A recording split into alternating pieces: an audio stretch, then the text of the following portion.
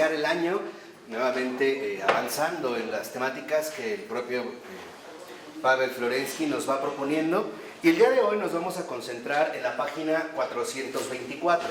A partir de aquí vamos a retomar las temáticas que hemos estado viendo. Lo que sí vale la pena adelantar, a manera justamente de comentario, es lo siguiente. El tema en el cual vamos a estar nosotros concentrados en esta ocasión es el tema de la libertad. Este va a ser, por así decirlo, el centro fundamental a partir del cual irán girando precisamente los comentarios y el desarrollo de las temáticas elaboradas por Pavel Florensky. Y a su vez va a vincular la libertad precisamente con la persona. Entonces aquí vamos a hablar de la libertad y persona. Esos serían como los ejes temáticos que van a ir, ¿no?, como regulando nuestro desarrollo de esta ocasión. En efecto, los temas que vamos a comentar van a girar en torno a la libertad y a la noción de persona. Y para empezar, en el punto 1.1 de la 424, dicen los primeros 4 renglones, dice el libro: en la carta sobre la Gehenna, Florensky basará sus reflexiones escatológicas sobre la afirmación de la libertad de la persona. Entonces, aquí, digamos, Pavel Florensky parte de algo central, la libertad de la persona. Ese es como el primer punto. Y dice: esta libertad consiste en una creación viviente de su contenido empírico. Ahorita la vamos a ir explicando esta definición, pero cuando habla de libertad y persona, en efecto, Florensky se refiere a una creación viviente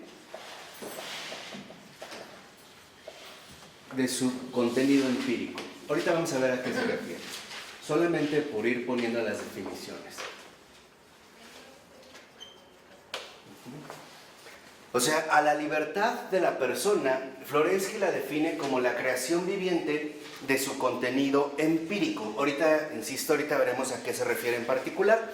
Hay algunos aspectos que ya nos podemos saltar porque ya los hemos visto, y para ir rastreando nada más esta temática, nos vamos a pasar a la página 427. De la 424, ahora nos vamos a brincar a la 427 para ir profundizando en este tema. Y en el segundo párrafo, más o menos unos 7 quizá renglones de que ha iniciado, dice el texto, y son palabras de Florensky, dice: la libertad absoluta, la responsabilidad, el temor nominal por sí mismo, ante el rostro de la eternidad, rasgan los cielos, cuando la persona se define hasta el final y sabe que es y seguirá siendo responsable por todo, que responderá por todo, aunque sea por la fuerza. Entonces, aquí ya Florensky, precisamente una de las cosas en las que se va a concentrar es que esta creación viviente de su contenido empírico supone también una responsabilidad. Incluso como lo menciona el propio Florensky, cuando la persona, o sea, cada uno de nosotros, se va conociendo a sí mismo a fondo, se va descubriendo literalmente, encuentra que en su interior profundo, en su intimidad profunda, esta libertad, que es la creación viviente de su contenido empírico, también conlleva una enorme responsabilidad por todo y por todos. Ahorita vamos a ver nosotros brevemente a qué se refiere esto.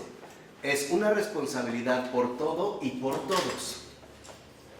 ¿Qué es empírico, perdón? Los hechos, los actos que realizan. Es que ahorita no lo quise todavía desglosar para ir viendo como paso a paso, pero lo que encuentra Florensky es que en efecto somos libres y que esta libertad a su vez también conlleva una enorme responsabilidad. No podemos nosotros evadir esta libertad o bien esta creación viviente de su contenido empírico. Lo vamos a ver un poco más adelante. Pero en efecto, aquí encuentra Florensky que la libertad de la persona, si bien es cierto, le permite crear su propio contenido empírico, o lo que nosotros también podríamos llamar su toma de decisiones, ¿no?, su llevar a cabo determinadas acciones, las decisiones, en pocas palabras, que puede asumir. A su vez, esta profunda libertad humana o esta auténtica libertad humana también va a conllevar una profunda responsabilidad. ¿Por qué? Porque en último término, la libertad nos responsabiliza de nosotros mismos. o sea, de lo que hayamos hecho. Y esto no lo vamos a poder nosotros ocultar, ¿no? No lo vamos a poder nosotros, por así decirlo, traspasar o pasarle la factura a algún otro. Veremos que delante de la verdad, esta libertad se manifiesta como la opción que tuvimos para hacer o dejar de hacer. De tal manera que entonces el hombre, en su profunda libertad, está llamado a responder de ella. Esta creación viviente de su contenido empírico exige respuesta. Y esa es la responsabilidad, ¿no? Como cuando alguien nos dice, por ejemplo, tú vas a tener que responder de las consecuencias, ¿no? O tú vas a tener que ser responsable de tus propias acciones. Esta exigencia es justamente la exigencia esencial de la libertad. Nosotros somos libres y justo por el hecho de ser libres estamos llamados a responder de esta libertad. Vamos a tener que responder en algún momento todos de aquello que hicimos y también de aquello que no hicimos. Y en esta respuesta, esta libertad que exige respuesta, es justamente lo que se llama responsabilidad. Ahorita vamos a ver por qué es una responsabilidad por todo y por todos.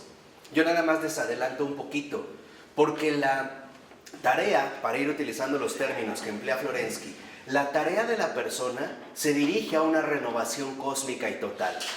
O sea, la persona verdaderamente cristiana está llamada a repercutir en el bienestar de todo el mundo, del mundo entero y de todo, de la creación entera.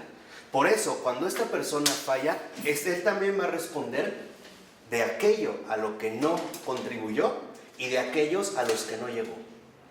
Y esto es bien importante. Por ejemplo, al menos yo lo tengo ahorita quizá en una referencia clara. El primero que detectó esto en una manera literaria profunda, como buen conocedor del alma humana, es Dostoyevsky, en Los Hermanos Karamazov. En Los Hermanos Karamazov, Dostoyevsky, hay unas líneas donde él dice, ¿no? Yo soy responsable de todo y de todos. Es esto, se alcanza a percibir Dostoyevsky que en efecto nuestra libertad exige una respuesta, porque también se nos ha dado esta libertad para asumir un compromiso. De otra manera no lo podríamos llevar a cabo. Un compromiso solo se puede realizar libremente. Si no, no sería un compromiso, sería una obligación. Y esa es la gran diferencia. Asumir una obligación es cuando ya no tuviste opción, que es lo que hoy muchos hacen, por ejemplo, a través de los embarazos o con los hijos, ¿no? No asumen un compromiso, asumen una obligación y por eso les pesa, por eso se hartan. El compromiso no. El compromiso es una respuesta desde lo más profundo de la libertad. Ahora, vamos como avanzando poco a poco. Por eso, 3 renglones abajo dice el texto, dice Florensky, el fundamento de la conciencia y de la autoconciencia tiene que encontrarse a un tiempo en el exterior como algo comprendido y en el interior como la propia autocomprensión. Aquí vale la pena destacar estas 2 dimensiones profundas que relata Florensky, y es esta que exige una respuesta, en efecto se va a dirigir a una conciencia, pero también se va a dirigir a una autoconciencia. ¿Por qué? Podríamos preguntarnos en un primer momento. Muy sencillo, porque la conciencia es tal en cuanto su contenido es claramente objetivo. Ahí está el por todo. O sea, ser consciente es ser consciente de las repercusiones que trae lo que hago o bien lo que no hago. Esa es mi conciencia. La conciencia se dirige al objetivo porque en último término la conciencia se dirige al exterior. O sea, ¿qué tanto beneficio o perjuicio estamos realmente realizando? O sea, objetivamente, más allá de lo que yo pueda suponer. Por ejemplo, hay personas que en su autoconciencia, que no es lo objetivo, sino lo subjetivo, y ahorita vamos a ver por qué aquí Florensky da muchísimas luces para entender muchas cosas, están engañados en la autoconciencia. ¿Por qué? Porque en su autoconciencia asumen, por ejemplo, que lo que están haciendo por su libertad o de acuerdo a su libertad es lo mejor, pero objetivamente se nota que está mal. De tal manera que el engaño no es objetivo, el engaño es más que subjetivo. De tal forma que entonces la autoconciencia no apela a lo exterior, sino al interior. Esa es la gran diferencia. O sea, nosotros debemos de ser muy conscientes de lo que subjetivamente vivimos y de lo que objetivamente se está alcanzando o realizando. Esto en el caso de los padres, por mencionar un caso, es muy común.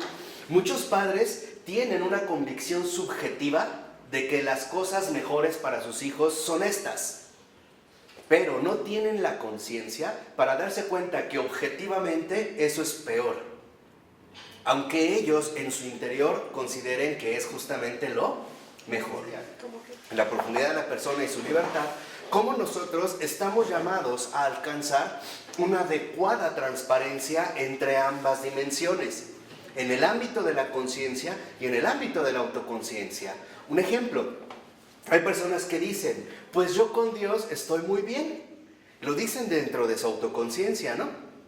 No voy a misa, no me confieso, no participo en la liturgia, pero Él sabe mis pecados, no hay ningún problema. Yo interiormente, en mi autoconciencia, me siento bastante tranquilo. Pero ¿cómo están las cosas objetivamente? Es decir, a la luz de la ¿qué? De la conciencia. O sea, la conciencia, en pocas palabras, es darnos cuenta de algo exterior a mí. Esa es la conciencia. Vuelvo a repetir, ¿qué es la conciencia? Es el darme cuenta de algo exterior a mí. Interior, ¿no? Bueno, en el caso de la conciencia es darme cuenta de algo exterior a mí. Cuando solo le vimos uno que es sacerdote que habla de conciencia de algo. Claro, Brentano. Brentano, sí. Ahorita vamos a retomar, porque va para el punto de la fenomenología. ¿Algo exterior a mí? ¿Conciencia es darme cuenta de algo exterior a mí? Claro. Les voy a poner un ejemplo. Si un adicto fuera realmente consciente de lo que vive, no lo haría. ¿Cierto o no? Sí. Del daño que hace a lo que lo lleva a la destrucción, no lo haría. ¿Y el daño que le hace a los demás?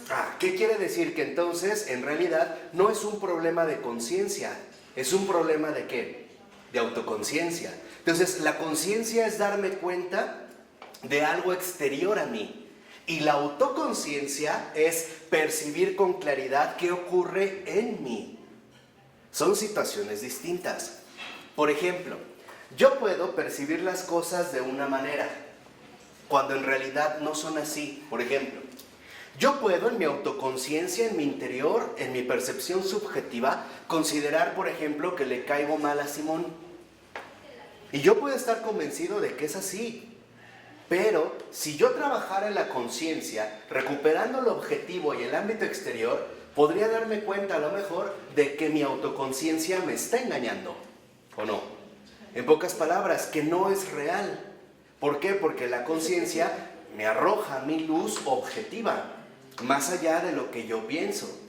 Por ello, no es casual, por ejemplo, que un filósofo como Franz Brentano, en pleno siglo XIX, siendo sacerdote católico, aunque después deja el sacerdocio, precisamente renueve la filosofía al decir, es que hemos incurrido en el error de considerar que la conciencia es autoconciencia, o sea, algo que ocurre en mí. Y dice Brentano, no, la conciencia es ser consciente de algo más. O sea, siempre se creyó que la conciencia era una cuestión interna. Exactamente. Pero por mucho tiempo yo también lo creí. Claro. Pero es por eso es lo que les decía. Educaron. Así nos educaron, o mejor dicho, así nos maleducaron. Ok. Porque eso solo era quedarnos con una parte. En cambio, cuando Franz Brentano dice, no, es que conciencia es siempre conciencia de algo y nos habla de algo exterior, entonces va a dar paso a que podamos profundizar en la verdad. ¿Quién es el que después, porque ahí lo van a mencionar, ahorita van a ver en su momento, pero quién es el que después va a retomar mucho esta línea de la conciencia? Husserl. ¿Y qué es lo que va a hacer Husserl y la fenomenología? Rescatarnos del subjetivismo. Esa es la autoconciencia. Este fue el engaño. Por decirlo así, la conciencia define las cosas según mi propio parecer. Esa es la autoconciencia. ¿Por qué es subjetiva? Las define según nuestro propio parecer. La conciencia las define según su propio aparecer. No sé si captan en español, en su donación. Ajá. Entonces, La autoconciencia define las cosas a partir de su parecer. Por ejemplo, cuando alguien dice, pues a mí me parece que le caigo mal a Simón, me parece que le gusto a no sé quién. Me parece que tal me tiene envidia. ¿Ahora entienden por qué estas cosas de las limpias y esto no es más que el engaño de la autoconciencia? Todos te engañan, te quieren hacer daño, no sé qué, te quieren envenenar, y aquí va a radicar el engaño. Es un parecer. En cambio, la conciencia no se dirige al parecer, sino al aparecer. O como lo pondría en su momento el creador Michel Henry, a la manifestación, que es la esencia de la conciencia. Bueno, entonces la conciencia es la realidad. Exactamente. Exactamente, Rafa. Por eso era tan importante aclararlo. De verdad, esta definición es central, porque a veces nosotros confundimos las cosas y no nos damos cuenta en qué momento estamos en la autoconciencia y en qué momento realmente yo estoy en la ¿qué? En la conciencia. ¿Cuántas veces no nos engañamos en la autoconciencia, por ejemplo, suponiendo que estamos siendo muy buenos cristianos cuando la conciencia nos indica que estamos justo haciendo lo peor que podría hacer un cristiano? O sea, ¿a qué nos ayuda esto? A salir de la confusión. Tener muy claro cuándo estamos en la autoconciencia y cuándo, por el contrario, estoy en la ¿qué? En la conciencia.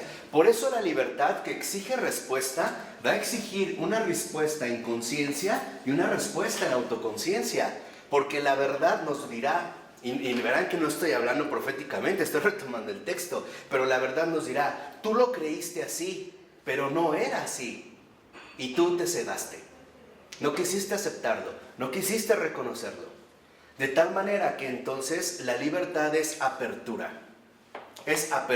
tanto a la conciencia como a la autoconciencia. Nuestro mundo moderno, sobre todo, es sumamente propenso a la autoconciencia. ¿Por qué? Porque ya habíamos hablado de esas obsesiones íntimas, ¿no? Al habernos individualizado, al habernos separado unos de otros, pues claro, lo único que me queda a la mano o de inmediato pues son mis propias percepciones, emociones, sentires, etc. Pero aquí, por ejemplo, en la vida espiritual, esto es muy importante. ¿Por qué? Porque si en mi autoconciencia, por ejemplo, yo tuviera un padecimiento fuertísimo que a mi parecer iría en contra del amor de Dios, yo puedo contrarrestar esta tentación a partir de la conciencia. Y en conciencia darme cuenta que no porque a mí me parezca algo malo, necesariamente lo es. ¿O sí? ¿Sí entendieron lo que dije o no? A ver, como que, Ajá. que el aparecer, o sea, que Tengo una enfermedad, sí. me dio cáncer o me detectaron cáncer. En mi autoconciencia, a lo mejor, mi primera percepción sería ¿por qué Dios permitió algo así? Si no dicen que es amor, bla, bla. Pero yo puedo salir de este engaño, de esta opresión interior, diciendo, bueno, mi autoconciencia, claro que se duele de esta enfermedad, pero en conciencia yo puedo darme cuenta de que esta enfermedad, aunque a mí no me guste, puede ser por algo mucho mayor. Y me conviene tenerlo. Y que aparte es conveniente. Y no solo para mí, para todos. De tal forma que entonces, para que uno realmente se acerque más a la verdad, necesitamos hacerlo no solo desde la autoconciencia, también desde la conciencia. Aquí Rafa tiene mucha razón al decir, es que mi parecer parece que lo domina todo. Las cosas son según me parecen. Sí, en un primer paso, pero no es el único. ¿Por qué? Porque yo tengo un parecer propio, pero este parecer propio no es absoluto. Yo lo puedo contrastar a la luz de la conciencia, al preguntarme cómo son realmente las cosas, más allá de lo que yo pienso o más allá incluso de lo que yo siento. ¿Cómo lo voy a hacer consciente el paso de la autoconciencia a la conciencia, de lo subjetivo a lo objetivo, ejerciendo mi libertad? No es una inspiración. Este es el verdadero ejercicio de la libertad. O sea, somos libres para salir incluso de nosotros mismos y no quedar atrapados en nuestras propias percepciones engañosas. Apliquen esto, que puede parecer como muy obvio, a las cuestiones de nuestra vida real, la resolución de los conflictos. Entiéndanlo, los conflictos solo se solucionan en conciencia, no en autoconciencia. Aquí hay lucha y bloqueo. La autoconciencia entonces es a la que no le tenemos que hacer caso nunca. No, sí. Es que no entiendo, ¿se puede ordenar? Sí, claro. La autoconciencia me llega como una percepción inmediata, de ahí voy a partir, ¿no? A mí me parece que, pero no tengo que absolutizarla. Tengo que darme cuenta que mi autoconciencia es un inicio, pero no un fin. Darme cuenta, yo puedo decir, bueno, a mí me parece que las cosas son así. La pregunta es, ¿lo son? Claro, tener la apertura, ¿no? Exacto. Entonces, los conflictos solo se solucionan en conciencia, a la luz de la verdad, no en autoconciencia. Por ejemplo, a mí a lo mejor en autoconciencia me puede parecer que lo mejor es no tomar refresco, por ejemplo. Pero a lo mejor en conciencia lo mejor es tomarlo. ¿Por el bien de qué? De todos. Porque la conciencia nos alumbra a todos. Por ejemplo, el caso del refresco. Pero me refería en una situación muy concreta. De verdad, cuando uno tiene claro esto, uno se da cuenta de que la atención de los conflictos viene en la autoconciencia. La conciencia en el aparecer lo que nos da son posibilidades de resolución. Mientras que la autoconciencia es conflicto, la conciencia es solución. ¿Y cómo se desarrolla esta libertad que hace que la autoconciencia pase al dominio de la conciencia? Eso es lo que vamos a ir viendo. Está padrísimo. Sí, claro, es que es extraordinario. Eso es lo que vamos a ir viendo. Lo primero, por eso les decía, en Libertad y Persona vemos esta situación fundamental. ¿Por qué? Porque hoy en día nuestra cultura está intoxicada de autoconciencia. Está intoxicada, está enferma de autoconciencia. Por eso, en cualquier lugar al que tú te diriges, lo único que ves que brotan son conflictos, pero no hay resolución de conflictos. ¿Por qué? Porque ya no ejercitamos la conciencia. Instalado en la autoconciencia, ya no soy libre, soy esclavo de mis propias opiniones. En cambio, si yo me abro a la conciencia, alcanzo la verdad. Y la verdad, como nos dijo el Señor, os hará ¿qué? Libres. Déjenme asentarlo en un caso muy concreto, en una lectura de San Pablo muy hermosa para que la vean a esta luz, donde San Pablo, no sé qué es, a los colosenses le da recomendaciones a los esposos, las esposas, los hijos y los padres. Ay, acaba Fíjense, de ser. dice, por ejemplo, San Pablo, ¿no? Esposas, respeten a sus maridos, porque eso es lo que Dios quiere. Si a mí me dijeran como mujer, como esposa, respeta a tu marido, a lo mejor mi autoconciencia lo primero que me diría es, ¿por qué? Habría un conflicto, ¿no? El hermano dice, no, ¿por qué? Juan dice, pero porque eso Dios quiere, en conciencia me está diciendo de que si yo lo hago, en efecto hay algo más grande. Lo mismo en el caso de los hombres, maridos, ¿no? Traten bien a sus esposas, no sean rudos con ellas. Mi autoconciencia es no, ¿por qué? Necesitan mano dura. Decían por ahí que los libaneses que como tapete, ¿no? Hay que tratarlas como tapete, ¿no? O sea, mi autoconciencia me dice, a ver, yo creo que sí, con mano dura así se trata. La autoconciencia es no. Dice, ¿por qué? Así, ¿no? Dando bien a sus mujeres, eso agrada al Señor. Hijos, respeten en todo a sus padres. Pero ve después lo que dice. Pero espérame, eso es lo mejor. O sea, que me respeten en todo a sus padres, ¿no? Mi autoconciencia sería ¿por qué? Mi autoconciencia es, claro, porque hay una situación mucho más amplia. Y al último, padres, no sean tan duros, severos con sus hijos. Para que no se depriman. Sí se deprimen. Híjole. Claro, fíjate. En la autoconciencia hay muchos padres que han dicho, por ejemplo, ¿no? No, a mi hijo así casi en un régimen militar y mano dura y no sé qué y tal. Y ellos están... No, yéndote al límite, pero que no lo puedes casi ya ni reprender, ¿no? Por No, eso es otra cosa, no.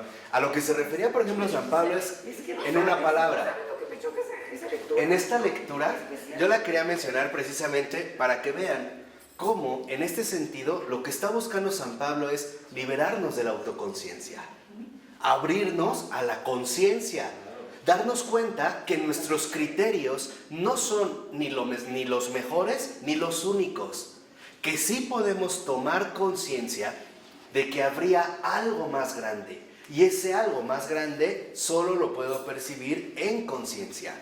Por eso, cuando uno se arrepiente, sinceramente, sí tienes un arrepentimiento en conciencia, porque te das cuenta de lo que realmente se produjo.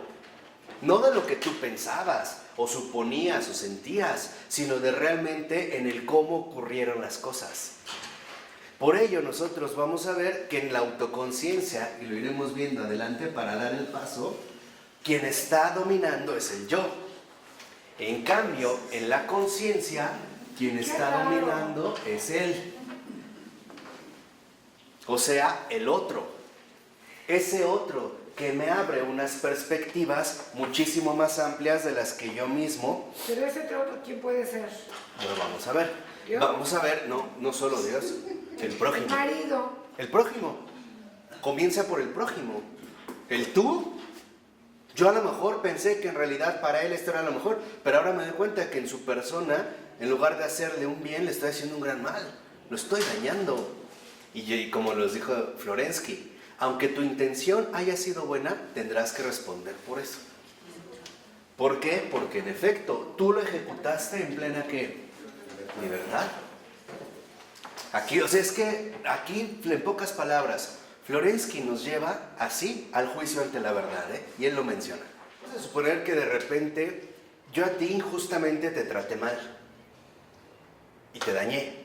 Claro. Y tú al salir trataste mal al de la puerta y lo trataste mal por mi culpa. Yo no vi, yo tal vez no lo conocí, pero yo voy a responder de eso. Zócale. Por eso yo les decía, de verdad, cuando estemos ante la verdad, el Señor nos va a mostrar un montón de cosas que vamos a decir, de verdad yo fui. Y la verdad va a ver que sí. Creo que también Florensky nos ha ayudado muchísimo a poner en claro también lo que somos, a la luz de la verdad. Porque ya ni nos conocemos, ya ni siquiera sabemos lo que somos, ni realmente hemos ahondado en nosotros mismos. Por ejemplo, la terrible confusión de reducirlo todo a la autoconciencia. No es cierto, la conciencia siempre es apertura. Por ejemplo, una persona que considera que todo el mundo la odia, en conciencia ahí algo no anda bien. Y la que no anda bien es esa persona. Así es como se ayuda, sacándolos de esa autoconciencia y llevándolos más bien a la ¿qué? A la conciencia. Ayudo a una persona espiritualmente a la luz de la verdad, mostrándole eso no es cierto. Eso es una obsesión, esa es una obsesión de autoconciencia, es una mala percepción o es una cosa desproporcionada o desordenada. Las cosas no son así. Por eso yo les decía, en las discusiones hay 4 palabras que no se emplean: todo, nada, siempre, nunca. Porque son desórdenes de autoconciencia, ¿no? Tú nunca me ayudas, no es cierto. Sí te he ayudado, no siempre, pero sí lo he hecho. 428. Dice, en esta cita es muy hermosa, dice: una percepción mística de la propia realidad. Es esto que estamos viendo ahorita nosotros en conciencia y autoconciencia, es esta percepción mística de la propia realidad. 4.28, desde el inicio. Dice, puede darse en ciertas experiencias, cuando escalamos una alta montaña o bien subimos a lo alto de un campanario y dirigimos desde allí la mirada hacia el mundo entero. Entonces sentimos todo aquello que vemos, incluidos nosotros mismos, como si no fuera nada. Esa sensación de pequeñez, no sé si la han experimentado. Dice, todo allí es una pequeñez. Con la reducción de las dimensiones de todo, separados de todo lo que queda atrás, aflora y se libera el principio espiritual, la verdadera vida del espíritu. Entonces, aquí, en un primer momento, nosotros vemos cómo tanto la conciencia como la autoconciencia precisamente conforman la verdadera vida del espíritu.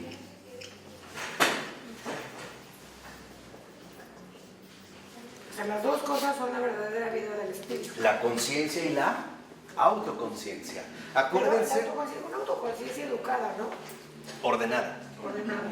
No desproporcionada o absolutizada.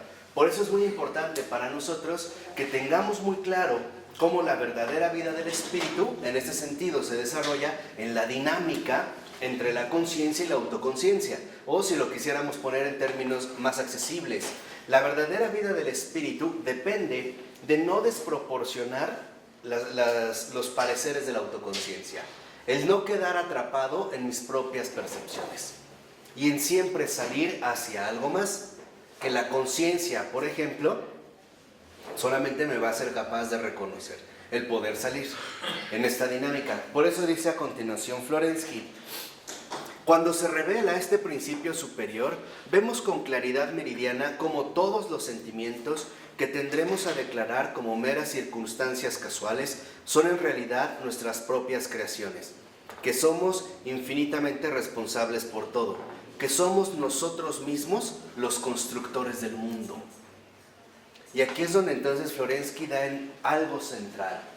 Nuestro papel en el mundo es constructivo. Se nos ha llamado también a ser constructores del mundo. Si el mundo está como está, es por nosotros.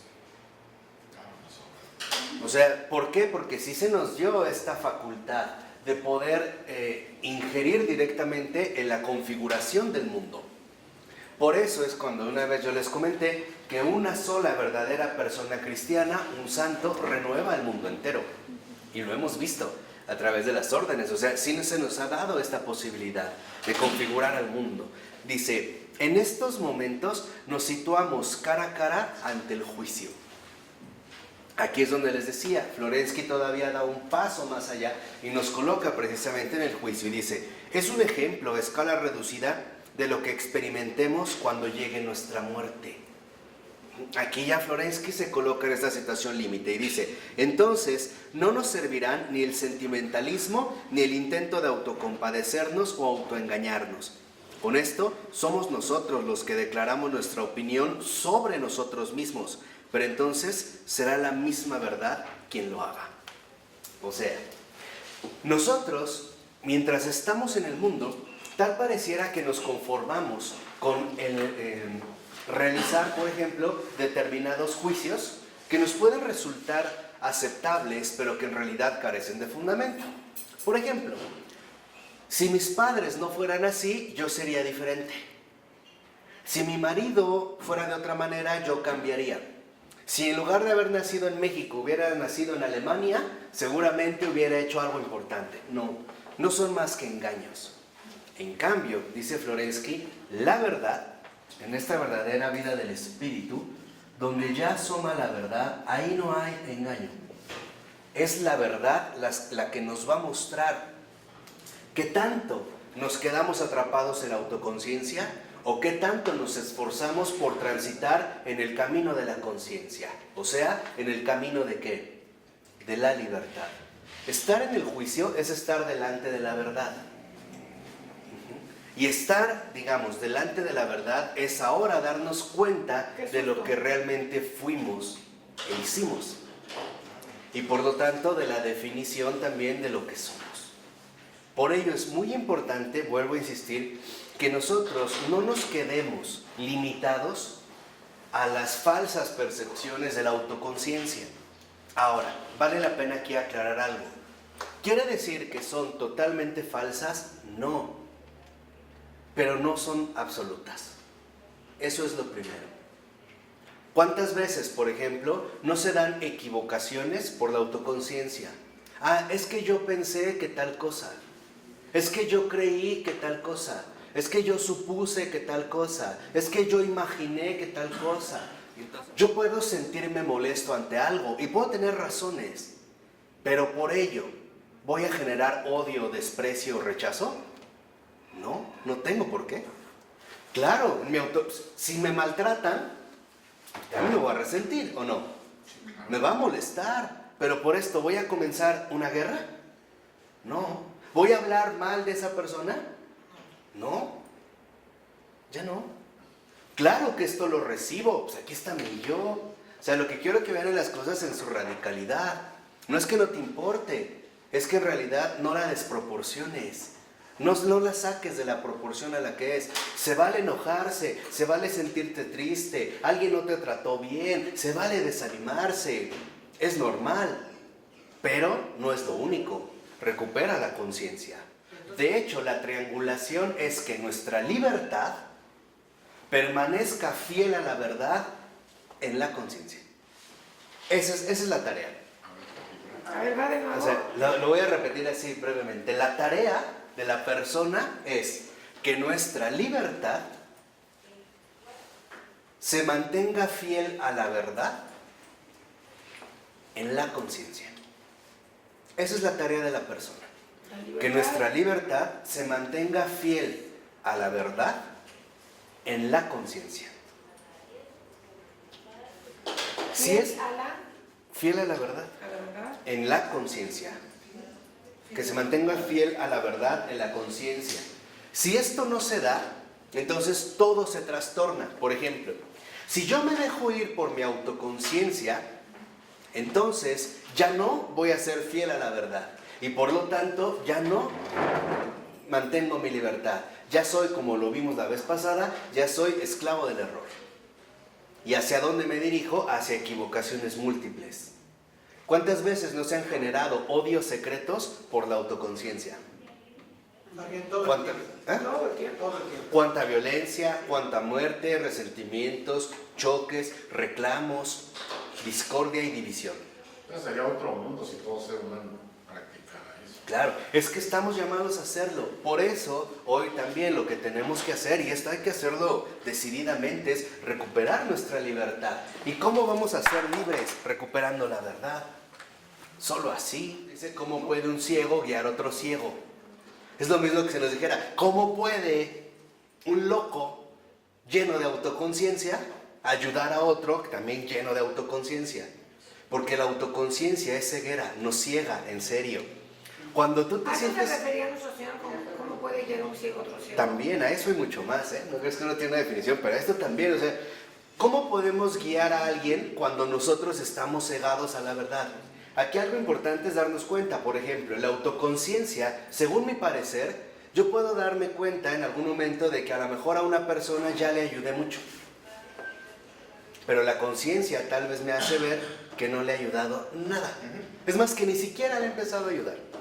Aunque yo creía, yo suponía que ya era mucho, que ya había hecho mucho. Esto es lo que la verdad nos descubre. O sea, ¿qué es lo que también en ese sentido la verdad nos descubre? Que nuestra autoconciencia en ese sentido es ciega. ¿Por qué? Porque no vemos las cosas como Dios las ve. Por eso cuando nosotros, o el Señor nos decía, ¿no? Perdonar al que te ofende 70 veces 7, que es una forma simbólica de decir siempre, en esta multiplicación repetida, nuestra autoconciencia nos dice, no es posible. La conciencia nos dice, sí es posible. Pero entonces pasar de la autoconciencia a la conciencia no se puede solo. No, pero, a ver, para avanzar nada más. El paso de la autoconciencia a la conciencia se comienza con algo muy sencillo, sinceridad. ¿Qué es lo que va a estropear ante todo el paso de la autoconciencia a la conciencia? La soberbia. La soberbia de creer que mi parecer, mi opinión, lo es todo. O sea, el entronizar al yo. Este es el obstáculo. El egocentrismo exacerbado. Exactamente. Esta es la raíz del subjetivismo. El subjetivismo, su raíz metafísica es la soberbia. Ese es lo que está ahí enraizado. Entonces se requiere sinceridad. 1. 2. Para por lo menos darnos cuenta de que las cosas no son solo como me parecen. Son así y más. Eso es lo que quiero que entiendan. Acuérdense, el cristiano siempre toma y da más. No voy a decir, va a sonar raro, pero no voy a decir en la ingenuidad cartesiana, puedo dudar de esta flor. No, Dios no es un fraude. Claro que esta flor es como la veo, pero no solo es así, es más. De tal manera que entonces la verdad ahora a mí me va descubriendo cada vez aspectos mayores. Y no la limito a lo que yo veo, a lo que yo pienso o a lo que yo siento. ¿Vamos bien ahí? Ayúdame a verme libre de las tinieblas del error y mantenerme en el esplendor de la verdad. Es esto. No voy a negar lo que acontece en mí. Pues claro que será. Pero darme cuenta que mi autoconciencia, mi parecer es real, pero no es lo único. De que puede haber finalmente algo más. Y esto es lo que nos va a nosotros finalmente a conjugar con la verdad. Por eso es bastante ridículo, dicho sea de paso, cuando alguien dice, no, es que la iglesia quiere puros tontos, ignorantes, que no piensen. Carajo, es que estamos pensando por ellos y más que ellos.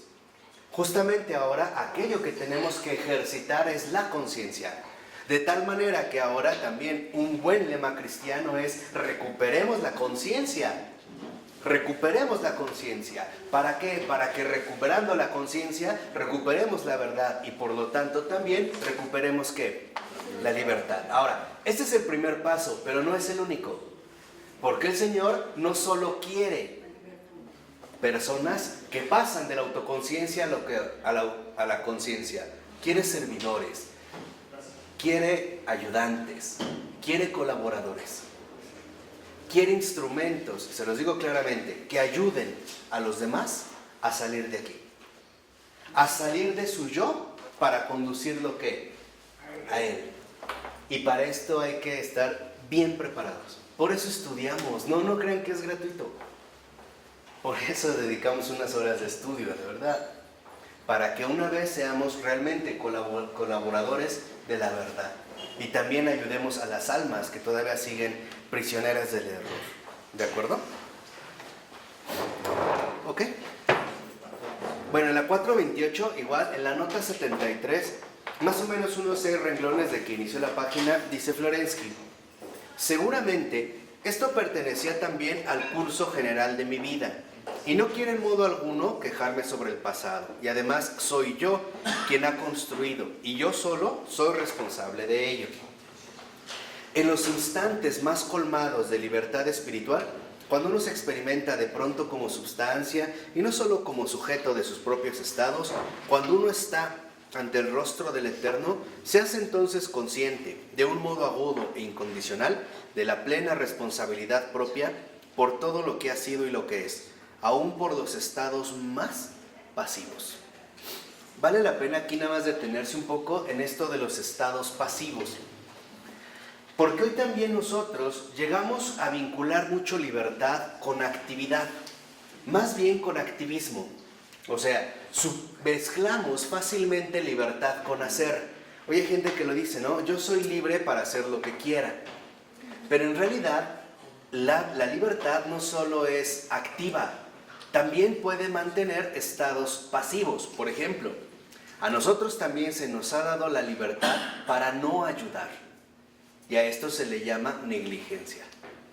El no haberlo hecho, de fondo también tiene como base que... Pero es que hay un pecado, ¿no? El pecado de la omisión. Esa es la omisión, claro.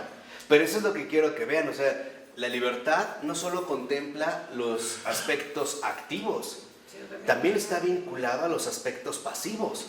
Por ejemplo, el decir ahorita, al rato, mañana, pasado, otro día. Esta pasividad, estos actos pasivos, también tienen su base en la libertad. Y muchas veces son esos actos pasivos los que también generan enormes daños, ¿o no? Claro. Eso es por eso valdría la pena más comentar. Por eso dice a continuación: consciente de la imposibilidad de excusarse, aduciendo el influjo, la persuasión exterior, la herencia, la educación o las debilidades. Entonces está claro, fíjense ya lo que dice Florensky, no hay ya nada de lo que pueda decirse que sucedió, ocurrió, pasó. No existen simplemente hechos, existe solo actividad, y uno lo sabe con certeza. Esto lo he producido yo y punto. Nadie y nada más tienen que ver con esto. Incluso en relación con aquello que sucedió en la más tierna infancia, la cosa no es de otro modo. Pero el contenido de la vida es comprensible solo considerada en su relación con el propio ambiente. O sea, el ambiente, en efecto, repercute en aquello que nosotros hemos realizado. Tiene repercusiones. Pero en último término, hay una libertad que nos responsabiliza y que exige respuestas. O fue un sí, o fue un no. O sea, en este sentido, digamos, profundo, nosotros sí veríamos también que hay una carga. Y en efecto, pesa. ¿Por qué pesa ser libres? Porque ser libre es una enorme ¿qué? Responsabilidad. Y esto es algo también que a veces perdemos fácilmente de vista. De tal manera que en la 429, a partir del segundo renglón, dice Florensky: el hombre como principio creador, como centro de actividad, como para usar el lenguaje escolástico, sustancia y no solo sujeto, toda muerte al mundo lleva a percibir agudamente esta verdad y el sentimiento de la responsabilidad absoluta por sí mismo, por el propio destino ante Dios. Dice, nos encontramos cara a cara con Él y no hay amigos ni conocidos que pudiesen ayudarnos, solo la única verdad. Esto todos lo vamos a atravesar, ¿eh? Todos. El estar solos, literalmente solos ante la verdad. Por ello, hay que darnos cuenta, y hace rato también lo mencionaban, que cuando hablamos de este yo, del propio destino ante Dios, en este destino ante Dios está involucrada muchísima gente. Y la mayoría nos es desconocida. La mayoría de nuestro propio destino, de la gente que está involucrada a nuestro propio destino, es gente desconocida. Que ni imaginamos quién es. Lo más seguro es que nunca la vimos y nunca la vayamos a ver.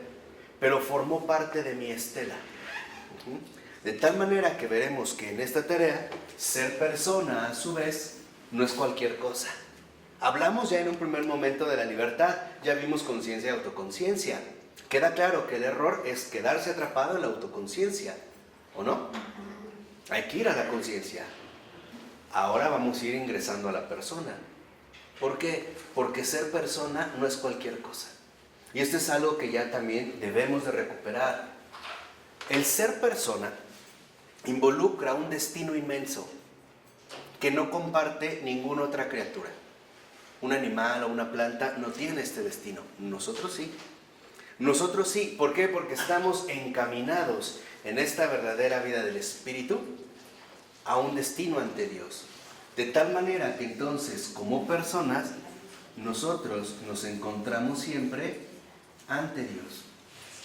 Y este ante Dios involucra entonces llevar a cabo precisamente una enorme responsabilidad. Seguirlo. ¿Por qué?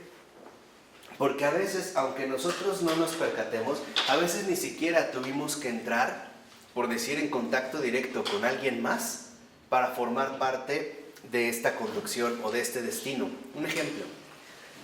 Si yo estoy en la calle y de repente veo una pareja peleando o gritándose mutuamente, yo no los conozco, pero en ese momento estamos ahí, en ese mismo contexto, y yo los vi, esa simple pelea, a lo mejor, en mí puede hacer un daño enorme. Y ellos ni cuenta que se dieron. En lugar de favorecer mi destino, lo van a perjudicar. Hay que ser sumamente delicados con las almas, porque a veces la menor cosita que reciban de nuestra parte las hará sucumbir. Él da un ejemplo, por decir. A lo mejor lo que yo le hice a otra persona no fue tan grave como yo pudiera pensar. Por ejemplo, una violación, un secuestro. A lo mejor fue un ya cállate o lárgate. Chaparro, gordo, chaparro. Chaparro, feo, algo. Nada más. Y esta persona va y se suicida. Decía San Agustín, y es real, decía San Agustín, tú tienes más carga, vas a responder más fuerte, porque ese granito que tú pusiste, aunque no fue una roca, era justo lo que esta persona ya no podía aguantar.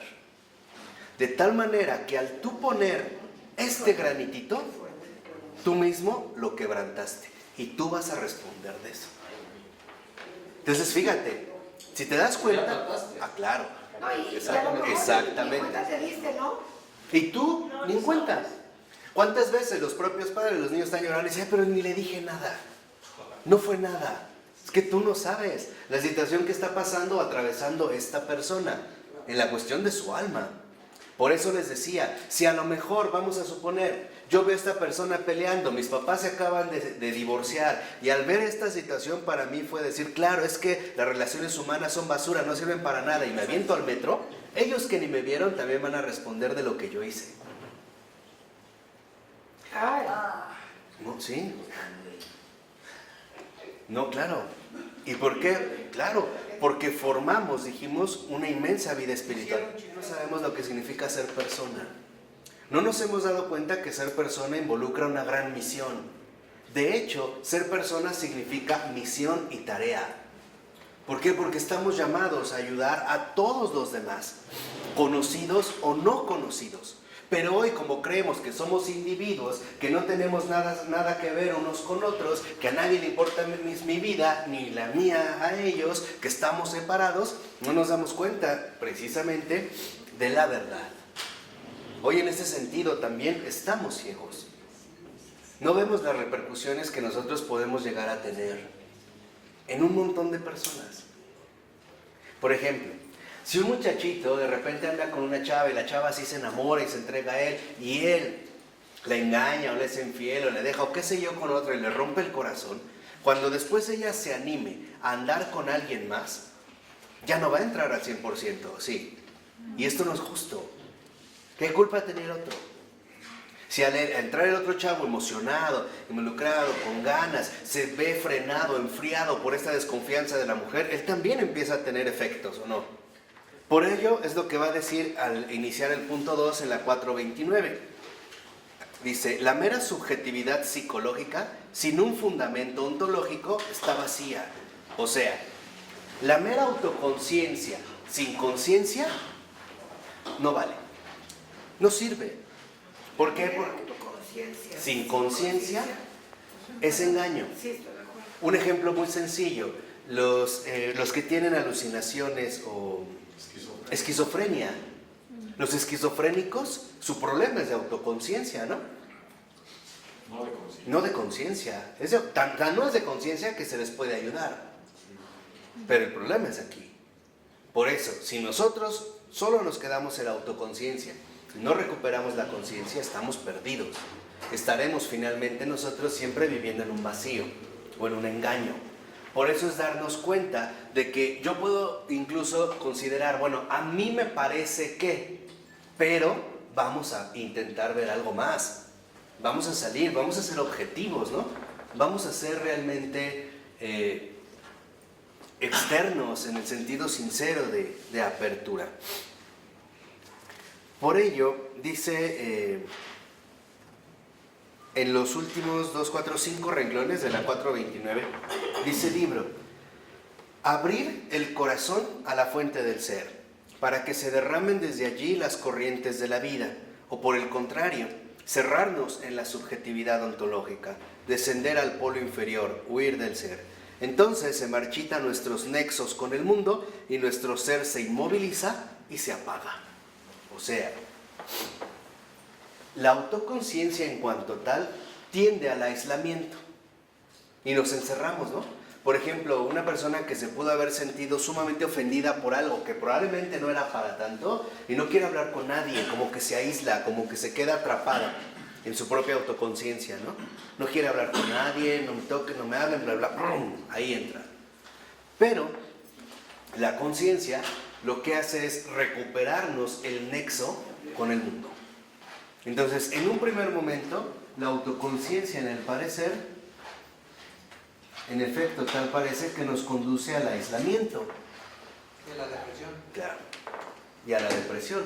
Piensen, por ejemplo, el trastorno de la bulimia o la anorexia es un trastorno de autoconciencia.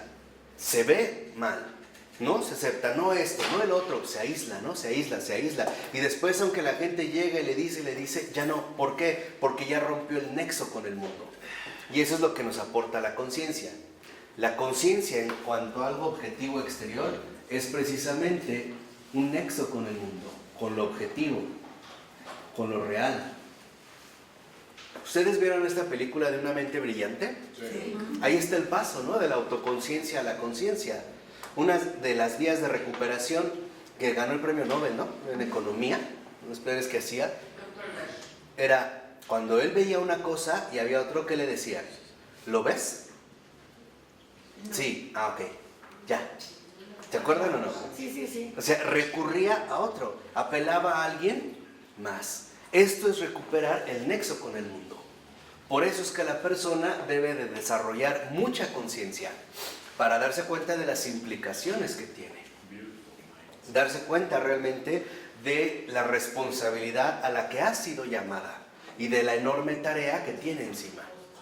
No es poca cosa, vuelvo a insistir, porque nuestra tarea no es ni la de una vaca o un cocodrilo o un parásito o una manzana. Como personas en este sentido tenemos una realidad ontológica muy diferente, única de hecho.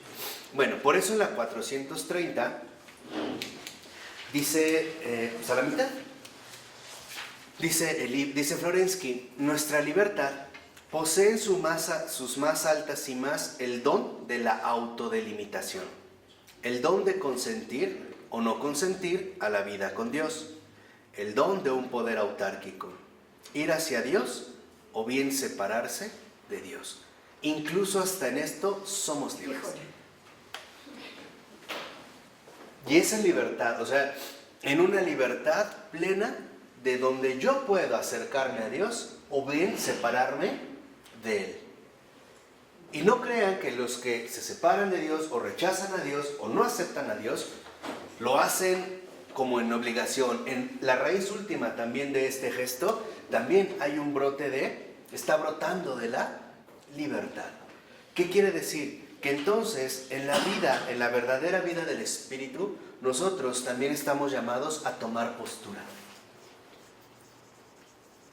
Y esto nadie lo puede sustituir, ¿eh? Nadie lo puede hacer por nosotros. Y el Señor lo decía, cuando digan sí, es sí. Cuando digan no, es no. Todo lo demás viene del maligno. O sea, de los engaños de autoconciencia. Por eso es muy importante para nosotros recuperar este nexo con el mundo. Por eso es lo que yo les decía, no es casual que el Señor nos haya dado en pleno siglo XIX y ahorita sea como tan esencial para nosotros el conocimiento, la lectura, la meditación, la asimilación de John Henry Newman. El gran Newman, el beato John Henry Newman, es el gran maestro de la conciencia. Es justamente el que nos enseña cómo salir de la autoconciencia para alcanzar la conciencia. Por eso, yo creo que la lectura que podrían hacer es la Apología Pro Vita Sua, que es su autografía, el libro, que podrían leer es la Apología Pro Vita Sua.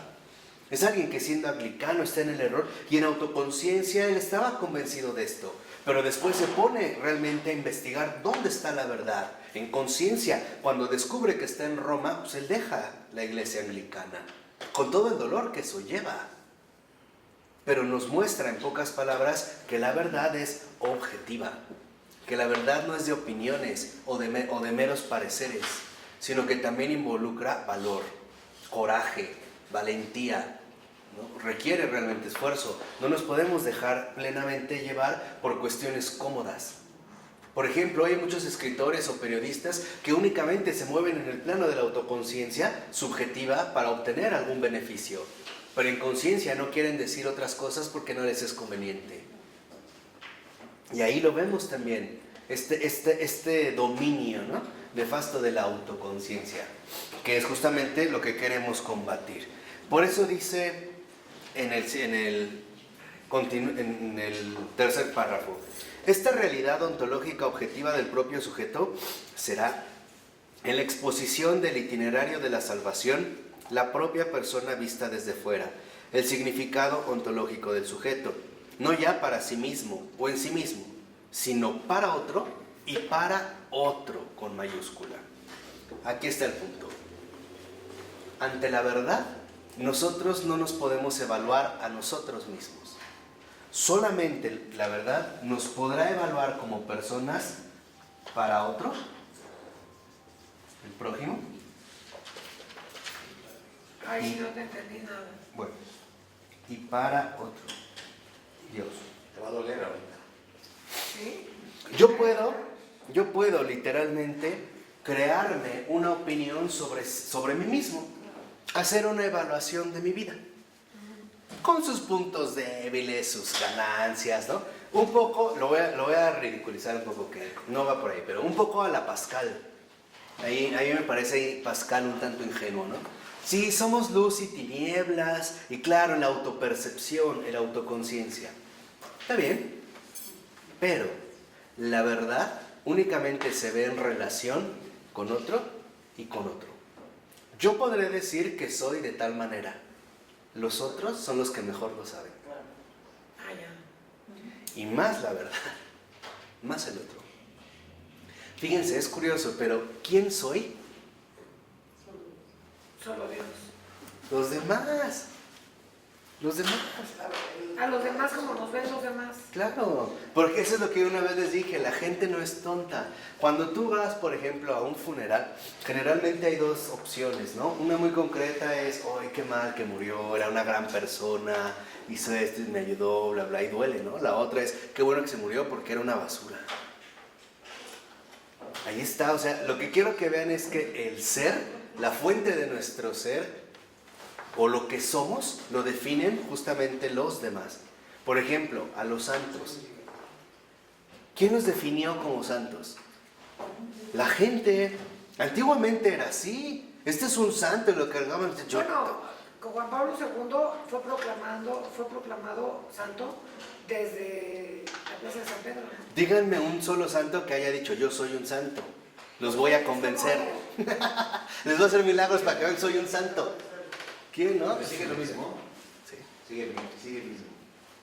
Igual. O sea, por eso la iglesia nunca se ha inventado sus santos. Al contrario, le llevaban, mira, este es un santo, no, este no es un santo, que sí es un santo, no es un santo, ¿no está Juana de Arco? Que ya se acerca a su cumpleaños, ¿no? El 6 de enero. Esta es una bruja, quémenla, y la quemaron. Claro, y ahí se ve que realmente no es un juego. O sea, un santo no es proclamado así porque sí. Antiguamente también en las primeras comunidades, ¿quiénes escogían a sus obispos? Pues el pueblo, este es. No, yo no quiero. ¿Cómo no? Vas tú. ¿Le pasó eso, no? A San Juan Crisóstomo, vean los padres de la iglesia, ellos decían, no, yo no. ¿Cómo no? Vas tú. ¿Y por qué? Porque en ello veían la presencia viva de Dios. O sea, ¿qué es lo que encontraban los santos? Personas. Pero hoy no lo hacemos. Esa es una de nuestras pobrezas espirituales contemporáneas. Que como estamos tan obsesionados con la autoconciencia, suponemos tontamente que yo sí sé lo que soy. O sea, lo que soy se define por otro, para otro. No viene de mí. Yo me podré formar una idea, hacer un juicio, escribir una novela, como muchos hacen, ¿no? Sus memorias, y fui, bajé, subí. Pero en realidad son los otros los que en este sentido me aportan lo que soy. Por decirlo así, los demás son la voz de mi ser. Ellos son la voz de mi ser. Son los demás lo que pone al descubierto mi ser, independientemente de lo que yo diga o de lo que yo pretenda realizar. Por eso dice ahí mismo a continuación, será en definitiva, según los modos de la consideración de la persona, que Florensky expuso en su Gnoseología Trinitaria, la persona considerada según el modo él. Y aquí es donde entra lo central. ¿Por qué según el modo él? O sea, según el modo Dios, según el modo de la verdad. Cuando uno asume el modo él, el modo la verdad se manifiesta y no se puede ocultar. Acuérdense también lo que dice el Señor, nadie enciende una lámpara para meterla debajo de la mesa. Claro. ¿Se acuerdan, no? No, la ponen ¿dónde? Si ustedes conocieran a un santo y le dijeran, eres un santo, lo primero lo que no entendería es lo que le están diciendo. ¿Por qué? Porque yo les había dicho, ya el amor no tiene ojos para sí mismo. No se ve. O sea, ya se puede manifestar, pero literalmente en la verdad, para un santo, algo queda clarísimo. Él es el gran pecador cuya misericordia lo tomó. Nada más. Eso es lo que puede ver a la luz de la verdad, y no es fingido, Cuya misericordia lo tomó. Pero se da cuenta de que él no tuvo absolutamente ningún mérito, ni nada que hacer. Y esto no es fingido, es realmente a la luz de qué? De la verdad. O sea, esto no crean que es como forzado, diciendo, pues, no, es en serio. Al Padre Pío le decían, usted es un santo, usted está loco, ¿no? Usted es un santo, dice, yo no soy un santo, hágame un milagro. Yo no hago milagros, los hace él. Una vez que hay una bomba en un edificio, estaban orando y tenían una imagen del Padre Pío y le fueron a dar las gracias, ¿no? Le dijo, es que mire, dijo, ¿y qué santo era? Verlo. Y era un retrato de él. Dijo, no, ese yo no soy, ese está muy feo. ¿No? O sea, cosas así no se ve. ¿Por qué? Porque la verdad no engaña. Y esto es bien importante, el darnos cuenta de que son los demás la voz de mi ser, o los que otorgan precisamente esta voz. De tal manera que entonces, en último término, la persona en la verdad, para otro y para otro, ¿no?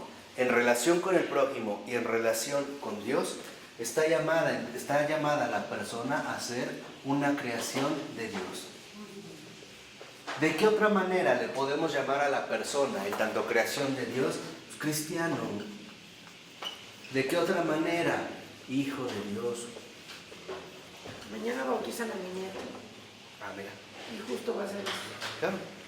Ahora, si la van a bautizar y está muy pequeñita, entonces todos los demás, ¿a qué estamos llamados? A ayudarla. Estamos llamados a encaminarla.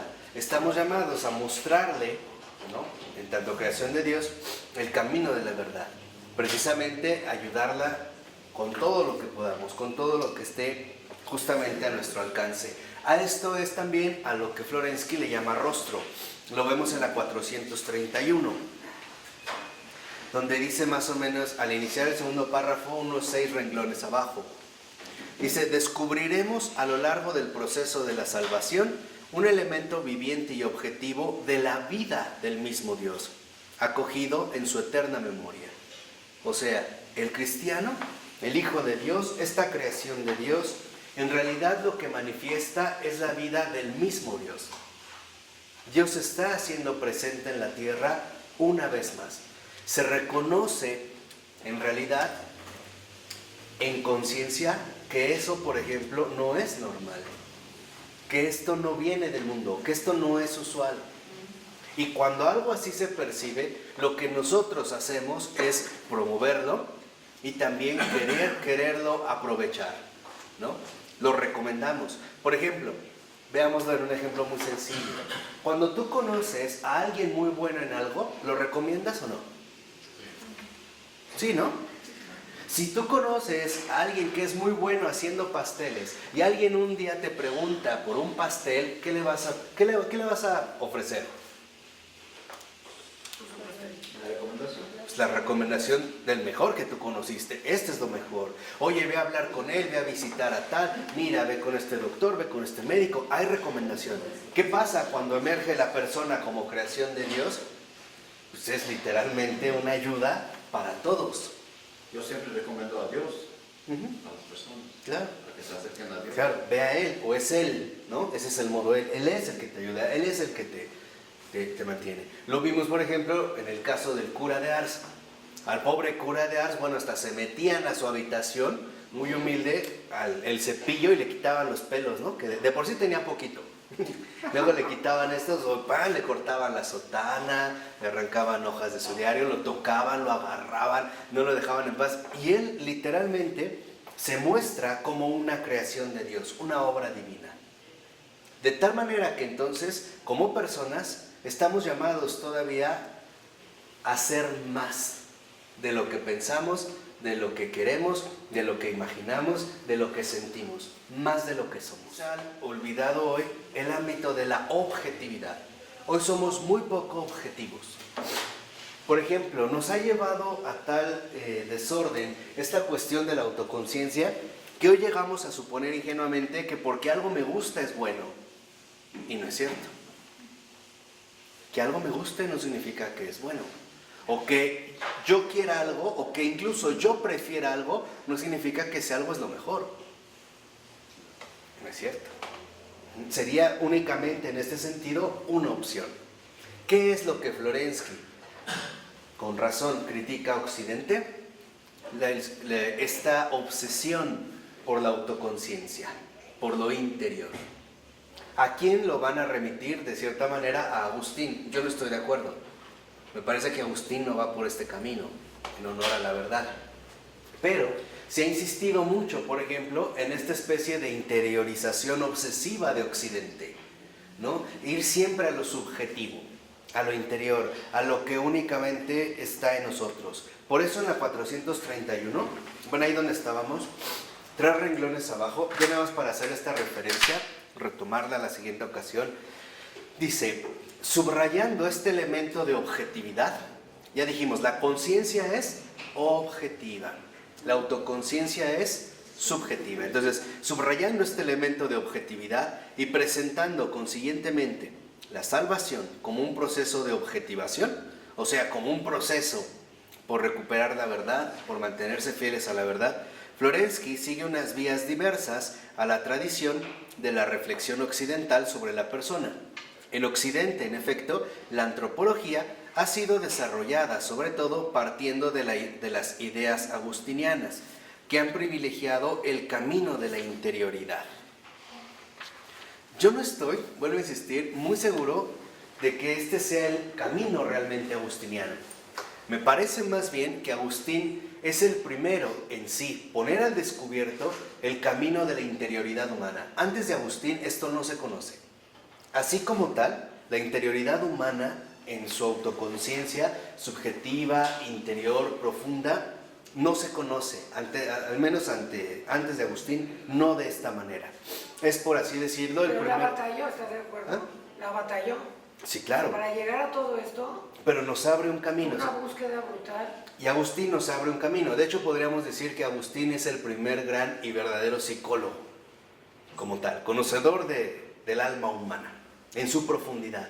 Pero Agustín no se queda solo ahí. ¿Por qué? Porque Agustín reconoce que incluso hay alguien más interior que yo mismo. O sea, Agustín sí reconoce la trascendencia, pero a través de una vía interior, que muchos confundieron en esta línea agustiniana de la autoconciencia con el aislamiento, con el mero parecer, con la opinión, con cuestiones extrañas que se iban después a dar, por ejemplo, en Descartes. En Descartes sí hay autoconciencia, en Agustín no. Aquí es donde, pero se tomó Agustín como aquel primero, como define también la cultura de Occidente, como el primero que en pocas palabras nos subjetivizó en exceso y nos dejó atrapados en el camino interior. Pero no es así. Incluso en las confesiones, si ustedes las leen realmente con seriedad, verán que las confesiones no son más que una alabanza continua al Creador. En Agustín, el camino es entrar en mí para salir de mí. Entrar en mí para salir de mí. Entro en mí, salgo de mí hacia mi Creador. O por ponerlo a lo mejor en términos más teológicos, más bonitos. El camino de Agustín es muy bonito. Conocerme como criatura para reconocer a mi Creador. Ese es el camino verdaderamente agustino. Me parece que Agustín se malinterpretó con otras influencias Boecio. En nombre del Padre, del Hijo y del Espíritu Santo. Amén.